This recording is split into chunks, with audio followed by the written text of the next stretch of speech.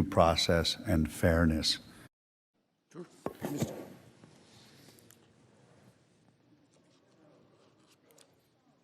Proceed.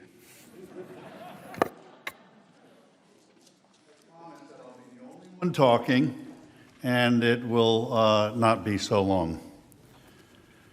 And before I start my prepared closing, I really want to clean up a few things from the mess that was the closing of the House managers.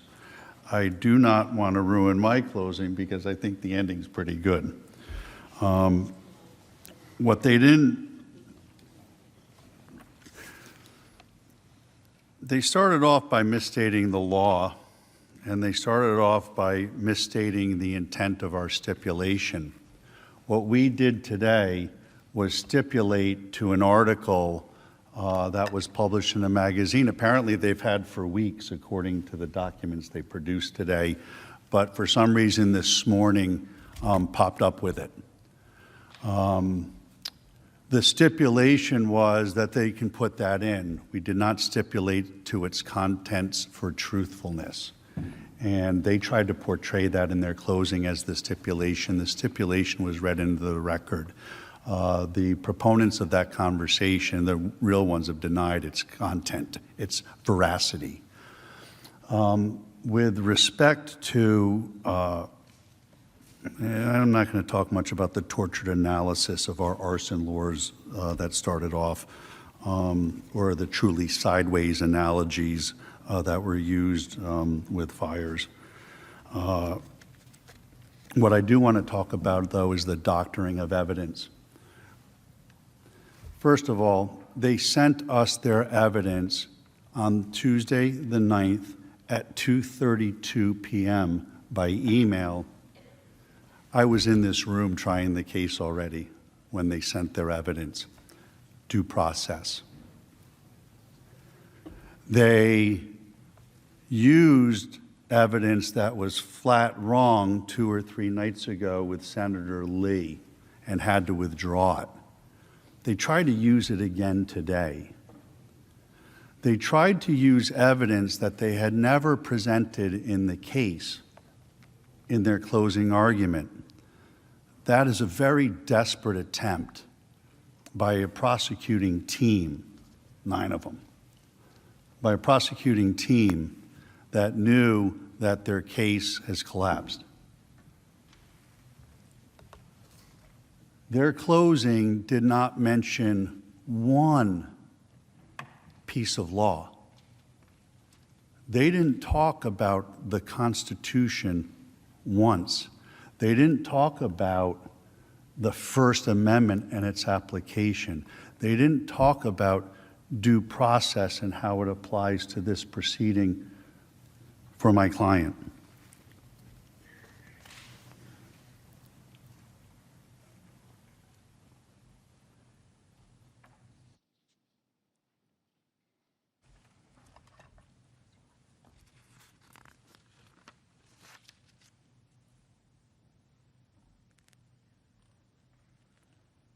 Basic rule of any court is that when you close a case out, you close on the facts that were admitted in the trial. It's a basic, fundamental principle of due process and fairness. And that was violently breached today on multiple occasions. And you have to ask yourself, why? Why did they resort to those tactics at this moment in time?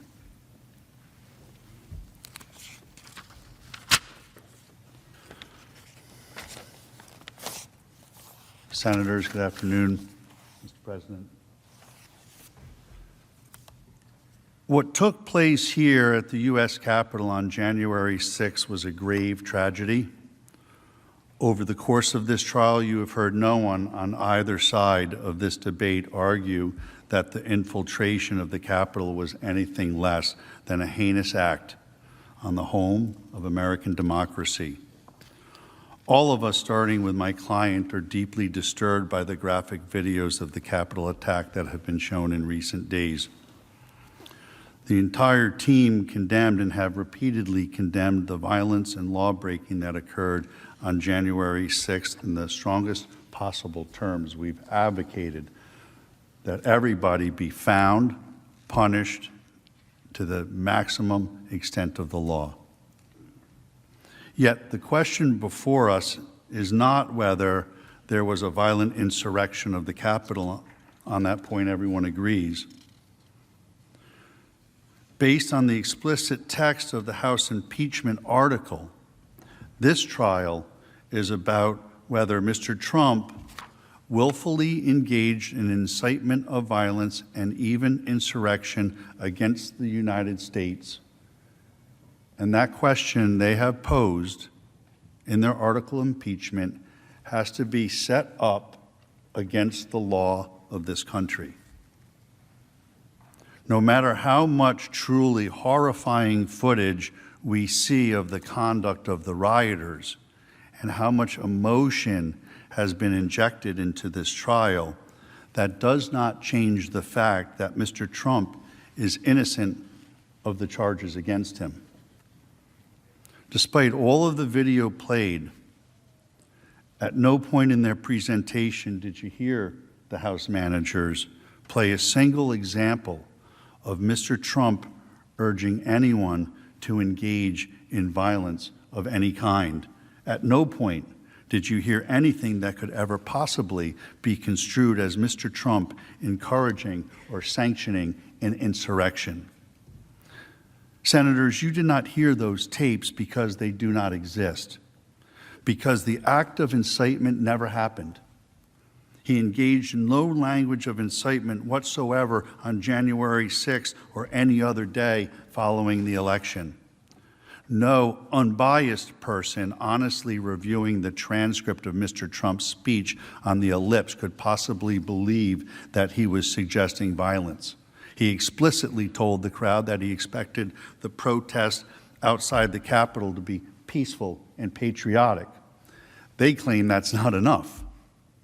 His entire premise was that the proceedings of the joint session should continue. He spent nearly the entire speech talking about how he believes the senators and members of Congress should vote on the matter. It's the words. The Supreme Court ruled in Brandenburg that there is a very clear standard for incitement. In short, you have to look at the words themselves. The words have to either explicitly or implicitly call for lawlessness or violence. Whether the speech, you have to determine whether the speech was intended to provoke the lawlessness and whether the violence was the likely result of the word itself. They fail on all three prongs.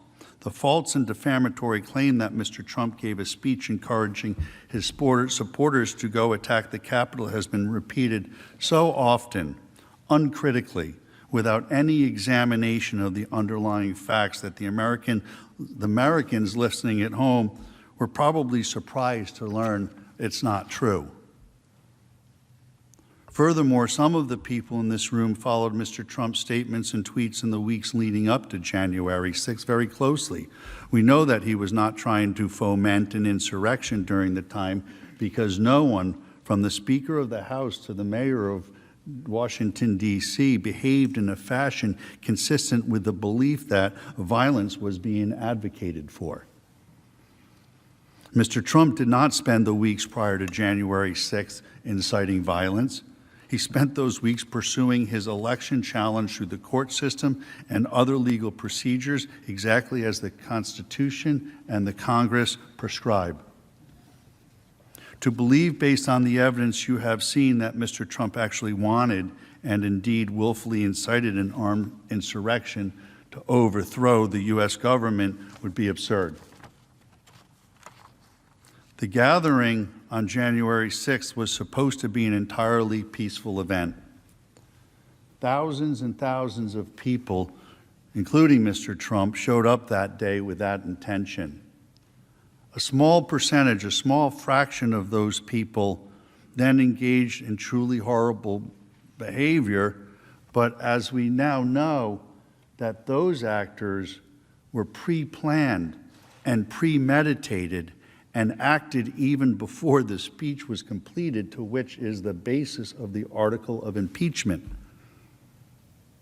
It was pre-planned and premeditated by fringe left and right groups.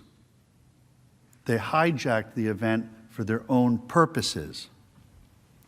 The House manager's false narrative is a brazenly dishonest attempt to smear, to cancel constitutional cancel culture, their number one political opponent, taking neutral statements, commonplace political rhetoric, removing words and facts from context, and ascribing to them the most sinister and malevolent intentions possible. Their story was based not on evidence, but on the sheer personal and political animus. The flimsy theory of incitement you heard from the House managers could be used to impeach, indict, or expel countless other political leaders. Many leading figures in other parties have engaged in far more incendiary and dangerous rhetoric. And we played some of it. I'm not going to replay it. I'm not going to replay the words. You all saw the evidence. I'm not going to replay mob scenes. I don't want to give those people another platform, any more view from the American people as to what they did. They should be canceled.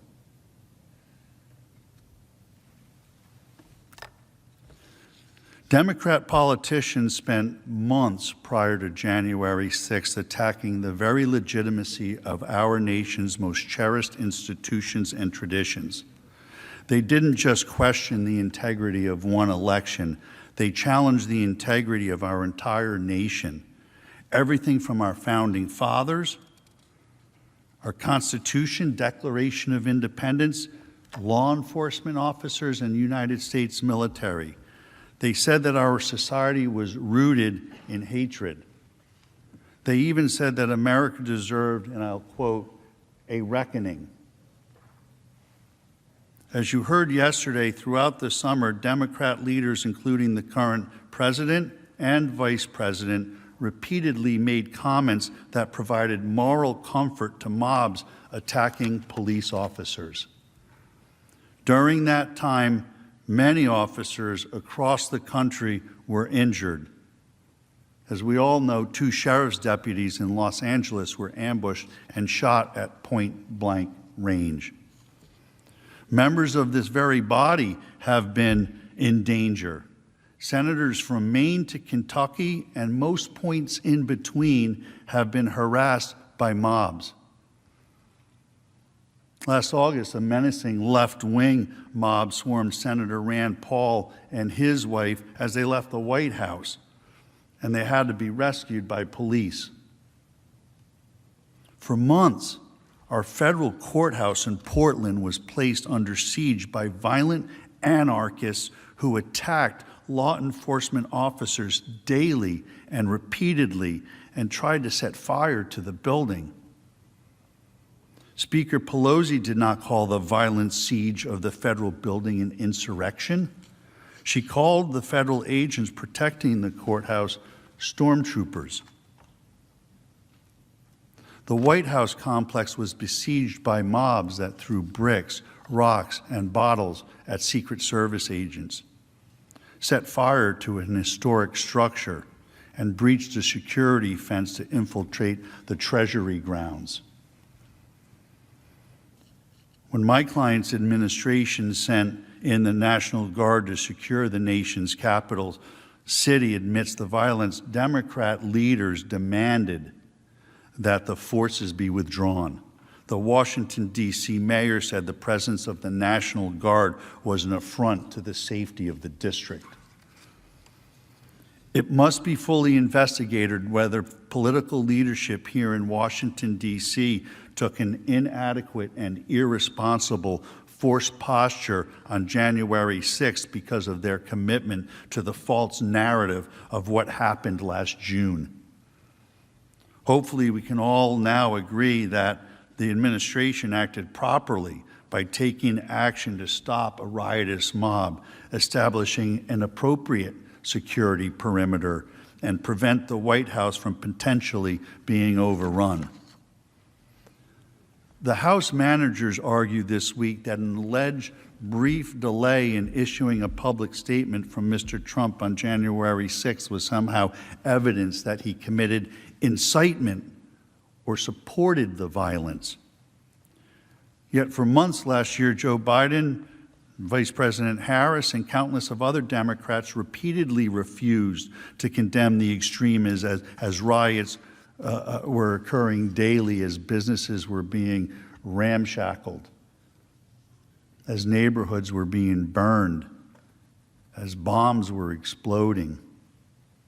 They repeatedly refused to tell their violent supporters to stand down. Some even suggested that the mob's actions were justified. Vice President Harris literally urged her followers to donate money to a fund to bail out the violent, extreme rioters so that they could get out and continue to do it over and over again. She later said that those folks were not going to let up and that they should not. All of this was far closer to the actual definition of incitement than anything President Trump has ever said or done, never mind what he said on the 6th. It's a hypocrisy. It's a hypocrisy that the House managers have laid at the feet of this chamber.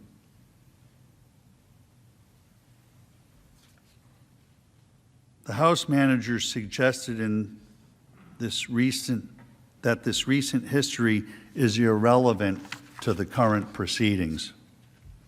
But not only is Democrats' behavior surrounding last year's riots highly relevant as precedent, and not only does it reveal the dishonesty and insincerity of this entire endeavor, it also provides crucial context that should inform our understanding of the events that took place on January 6th. Many of the people who infiltrated the Capitol took pictures of themselves and posted them on social media. To some, it seems, they thought that it was all a game. They apparently believed that violent mobs, destruction of property, rioting, assaulting police, and vandalizing historic treasures was somehow now acceptable in the United States. Where might they have gotten that idea? I would suggest to you that it was not from Mr. Trump. It was not Mr. Trump.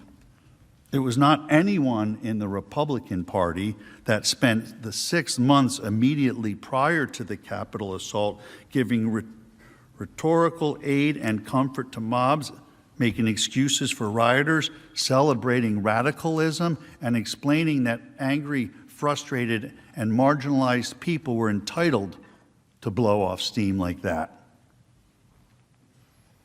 Let me be very clear. There can be no excuse for the depraved actions of the rioters here at the Capitol or anywhere else across this country. 100% of those guilty of committing crimes deserve lengthy prison sentences for their shameful and depraved conduct.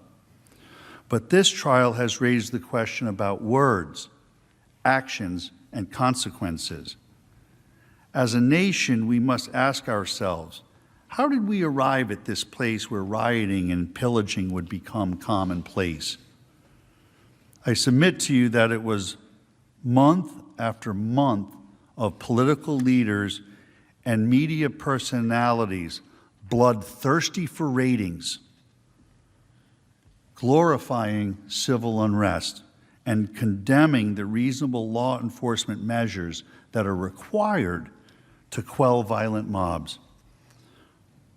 Hopefully, we can all leave this chamber in uniform agreement that all rioting is bad, and that law enforcement deserves our respect and support, That has been Mr. Trump's position from the very beginning. The real question in this case is, who is ultimately responsible for such acts of mayhem and violence when they are committed? The House Democrats want two different standards, one for themselves and one for their political opposition. They have carried out a grossly unconstitutional effort to punish Mr. Trump for protected First Amendment speech. It's an egregious violation of his constitutional rights. Since he uttered not a single word encouraging violence, this action can only be seen as an effort to censor disfavored political speech and discriminate against a disapproved viewpoint. It is an unprecedented action with the potential to do grave and lasting damage to both the presidency and the separation of powers and the future of democratic self-government. Yesterday, we played you a video of countless Democrat members of the Senate urging their supporters to fight. We showed you those videos not because we think you should be forcibly removed from office for saying those things, but because we know you should not be forcibly removed from office for saying those things. But recognize the hypocrisy.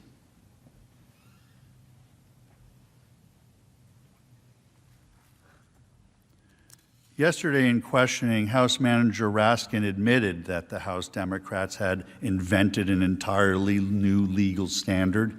In fact, they've created a new legal theory, the Raskin Doctrine. The Raskin Doctrine is based on nothing more than determining protected speech based on the party label next to your name. Regardless of what you have heard or what you have seen from the House managers, if you pay close attention, you will see that any speech made by Democrat elected officials is protected speech, while any speech made by Republican elected officials is not protected. The creation of the Raskin Doctrine actually reveals the weakness of the House manager's case. Elected officials, and we reviewed this in depth yesterday, under Supreme Court precedent, Wood and Bond, and by the way, Bond didn't burn his draft card. He actually still had it. It was part of his defense. But in Bond and in Wood, the court clearly directed all to know that elected officials hold the highest protections of speech, the highest protections. And I remind you why.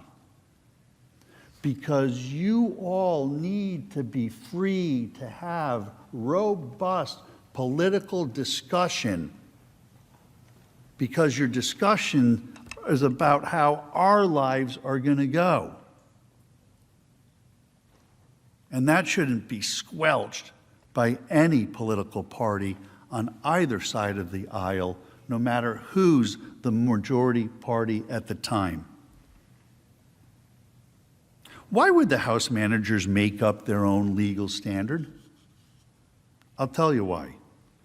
Because they know they cannot satisfy the existing constitutional standard set forth by the United States Supreme Court that has existed for more than half a century.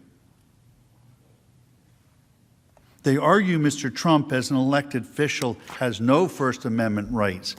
It's the complete opposite of the law. We've shown you without contradiction that is wrong. They also know that they cannot satisfy the three-part test of Brandenburg, as elucidated in the Bible Believers case. There was absolutely no evidence that Mr. Trump's words were directed to inciting imminent lawless action. There was no evidence that Mr. Trump intended his words to incite violence, and the violence was pre-planned and premeditated by a group of lawless actors who must be prosecuted to the fullest extent of the law, but it proves that his words weren't what set this into motion. What was the incitement? with no ability and no evidence to satisfy the existing constitutional standards, what are the House managers to do? They had to make up their own law. This is not only intellectually dishonest, folks, it's downright scary. What type of precedent would be set if the Senate did vote to convict? Can Congress now ignore Supreme Court precedent on the contours of protected free speech? Will Congress be permitted to continually make up their own legal standards and apply those new standards to elected officials' speech? This would allow Congress to use the awesome impeachment power as a weapon to impeach their fellow colleagues in the opposing party. This is not a precedent that this Senate can set here today.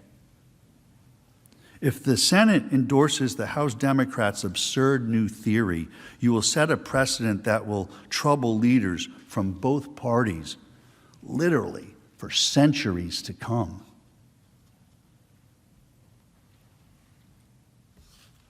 But that will not be the only disgraceful precedent to come from this case. This has been perhaps the most unfair and flagrantly unconstitutional proceeding in the history of the United States Senate. For the first time in history, Congress has asserted the right to try and punish a former president who is a private citizen. Nowhere in the Constitution is the power enumerated or implied. Congress has no authority, no right, and no business holding a trial of Citizen Trump, let alone a trial to deprive him of fundamental civil rights. There was mention of a January exception argument. The January exception argument is a creation of the House manager's own conduct by delaying. They sat on the article. They could have tried the president while he was still in office if they really believed he was an imminent threat. They didn't. The January exception is a red herring. It's nonsense. Because federal, state, and local authorities can investigate. Their January exception always expires on January 20th.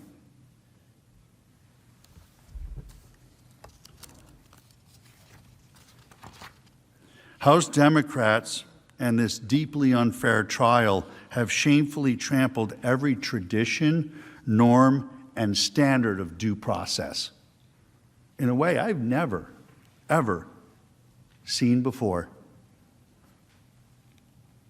Mr. Trump was given no right to review the so-called evidence against him at trial. He was given no opportunity to question its propriety. He was given no chance to engage in fact-finding. Much of what was introduced by the House was unverified, second or third-hand reporting cribbed from a biased news media, including stories based on anonymous sources whose identities aren't even known to them. Never mind my client. They manufactured and doctored evidence, so much so that they had to withdraw it. We had the evidence after we started the trial. They went on for 2 days. So in the evening, I was able to go back and take a really close look at the stuff. Myself and Mr. Castor and Ms. Bateman and Mr. Brennan, we all worked hard and looked at the evidence, 4 volumes of books in little tiny print. And we literally had, 12, 14 hours to really look at the evidence before we had to go on. And just in that short time of looking at the evidence, we saw them fabricating Twitter accounts. We saw the masked man sitting at his desk with the New York Times there. And when we looked closely, we found that the date was wrong, the check had been added. They fabricated evidence. They made it up. They never addressed that in their closing, as though it were acceptable, as though it were all right, as though that's the way it should be done here in the Senate of the United States of America. Fraud, flat out, fraud. Where I come from, in the courts that I practice in, there are very harsh repercussions for what they pulled in this trial.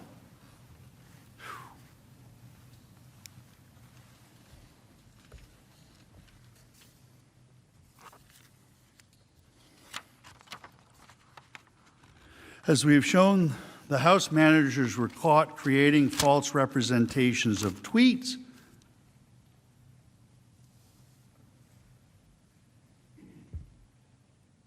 manipulating videos, and introducing into the record completely discredited lies such as the Fine People hoax as factual evidence.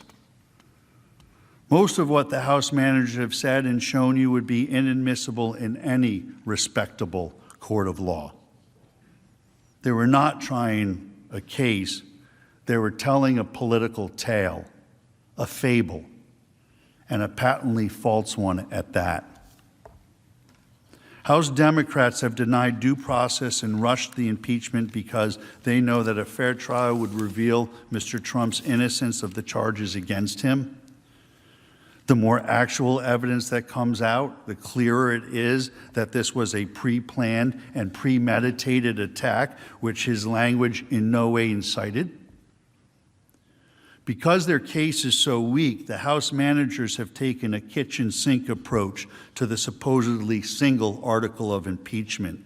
They allege that Mr. Trump incited the January 6th violence. They allege that he abused power by attempting to pressure Georgia Secretary of State Raffensperger to undermine the results of the 2020 election. And they allege that he gravely and endangered the democratic system by interfering with the peaceful transition of power.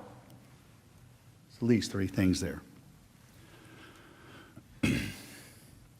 Under the Senate rules, each of these allegations must have been alleged in a separate article of impeachment.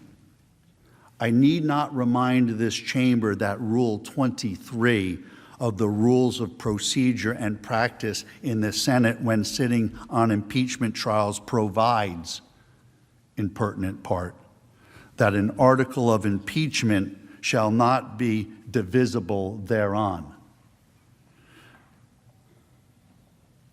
Why is that? Because the article at issue here alleges multiple wrongs in the single article, it would be impossible to know if 2/3 of the members agreed on the entire article or just on parts of it as the basis for a vote to convict. Based on this alone, the Senate must vote to acquit Mr. Trump. You got to at least obey your own rules if it's not the Constitution you're going to obey.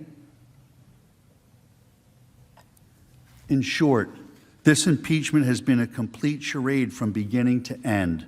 The entire spectacle has been nothing but the unhinged pursuit of a long-standing political vendetta against Mr. Trump by the opposition party.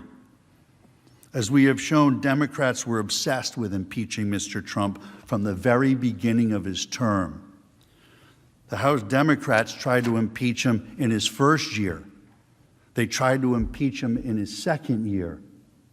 They did impeach him in his third year, and they impeached him again in his fourth year.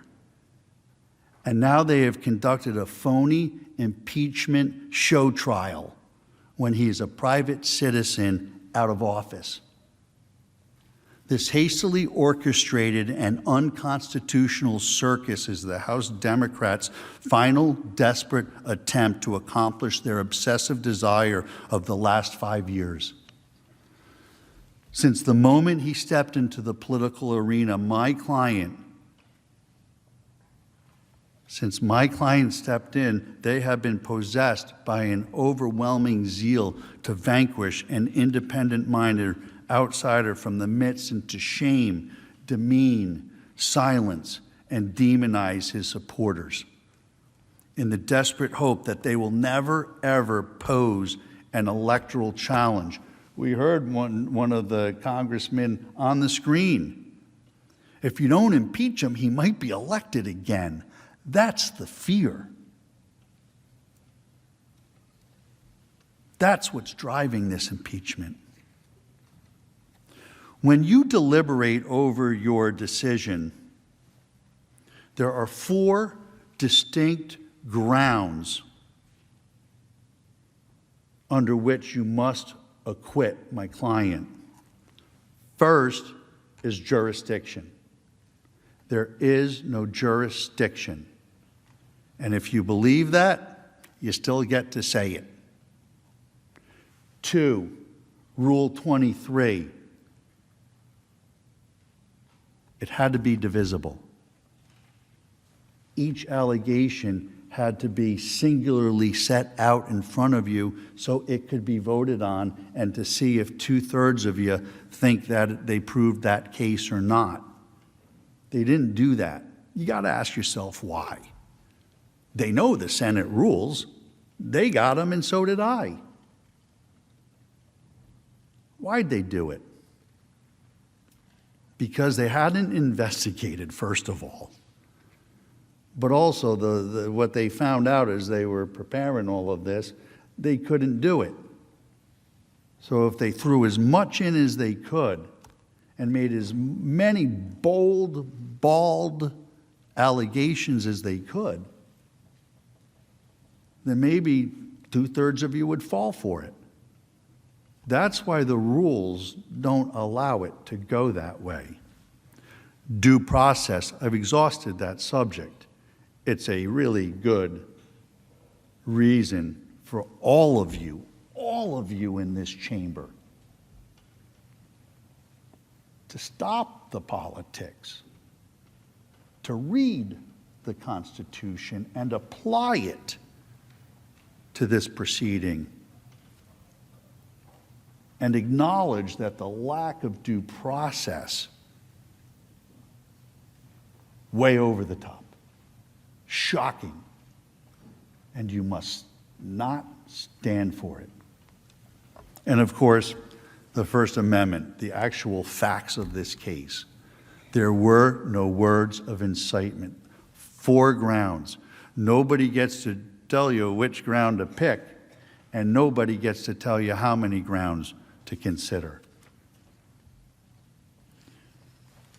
Senators, do not let House Democrats take this manacle crusade any further. The Senate does not have to go down this dark path of enmity and division. You do not have to indulge the impeachment lust, the dishonesty, and the hypocrisy. It is time to bring this unconstitutional political theater to an end. It is time to allow our nation to move forward. It is time to address the real business pressing this nation: the pandemic, our economy, racial inequality, economic and social inequality. These are the things that you need to be thinking and working on for all of us in America. All of us. With your vote, you can defend the Constitution. You can protect due process, and you can allow America's healing to begin. I urge the Senate to acquit and vindicate the Constitution of this great republic. Thank you. Who yields time?